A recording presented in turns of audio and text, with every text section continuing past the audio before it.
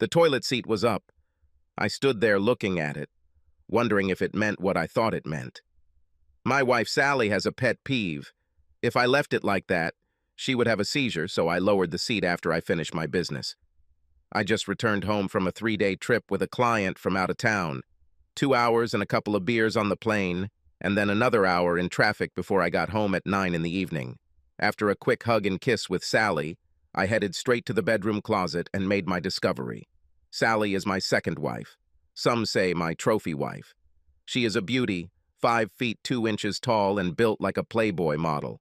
She is 20 years younger than my 48 and a very cheerful, friendly person. I divorced my first wife because I discovered that she was cheating on me, and, probably, my story still arouses my natural suspicions. Also, being a lawyer allows me to see some of the nastiest parts of people.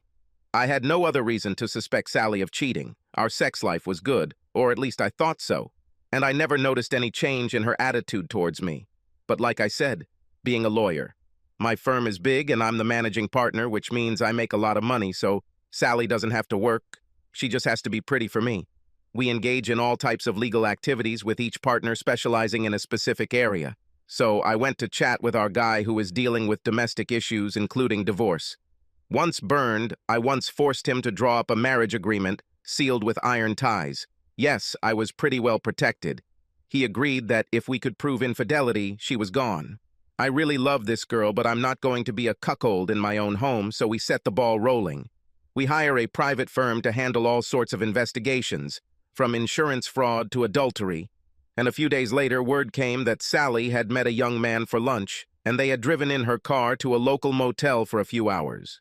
Detectives were unable to identify him or observe what happened in the motel room. A repeat performance took place a few days later at another restaurant and motel. The following week, I had to visit a client from another city for 2 days. There was a report that a young man came to my house about an hour after I left and stayed the night. This time they got his ID from the car registration. It turned out that this guy was her high school sweetheart. I don't think she ever grew up. Anyway, now my guys have come in, hooked up phones to record, installed VCRs in all the rooms where cheaters are likely to play, and even a microphone in the upholstery of the headboard of the marital bed. 2 weeks later, I left town for another 2-day trip. When I returned, the investigators had a lot of things for me, everything recorded, video and audio with time and date stamps. He arrived in the late afternoon, parked his car in my driveway, used his key, and simply walked in the front door. He didn't even have to call. She gave him the key. She met him in the hallway wearing a garter belt, thigh-high stockings, and high heels. Nothing more.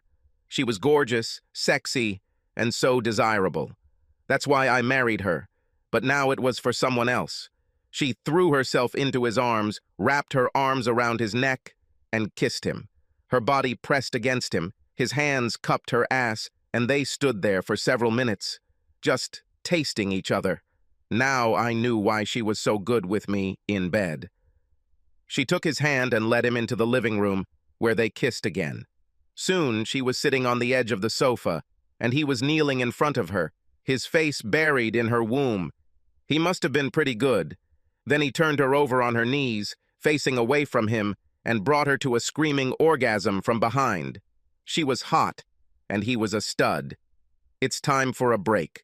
While she was pouring the martini, he finished undressing and they sat down, naked, drinking and discussing their plans. They wanted to run away together, but they didn't have money. I gave her some valuable jewelry worth over $1 million, but it was in our safe deposit box and she couldn't access it without me. I, on the other hand, could get to the safe without her. Sally said, "I know how we can get a lot of money from my husband." "How?" "Kidnap me?" "What?" "I mean, fake." "How?" "We have to go to a big wedding in a few weeks. He will want me to dress to the nines with all my jewelry. He likes to show me off.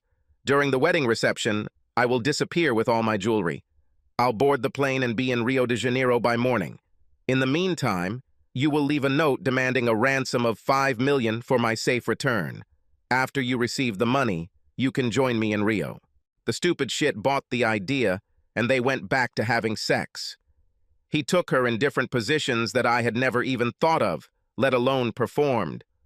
On the stairs, and later in the bedroom. The sounds she made were amazing. This guy behaved in a way that I never knew how to do, but that was no excuse for her behavior, and I was determined to make them pay for it. All of her jewelry was custom-made, and I had replicas of each piece in fake metals and base stones. I know how insurance works and didn't want to take any chances. When the time came for the wedding, I gave her fake jewelry. She never noticed the difference. Well, she disappeared as planned and flew to Rio. I was glad to let her go. As far as I knew, she had almost no money with her, except for some pocket change. I canceled all her credit cards and closed her joint bank accounts. I don't even know if she had enough money to stay in a hotel. When he tried to collect the ransom, the cops were waiting for him. He received 5 years for attempted extortion. Serves the hole in the ass right. He should have lowered the toilet seat. Subscribe to our channel so that your second chaff doesn't cheat on you, and go ahead and listen to the next story, because this story is nothing compared to the next one. If you're under 18, don't even think about listening to the next one.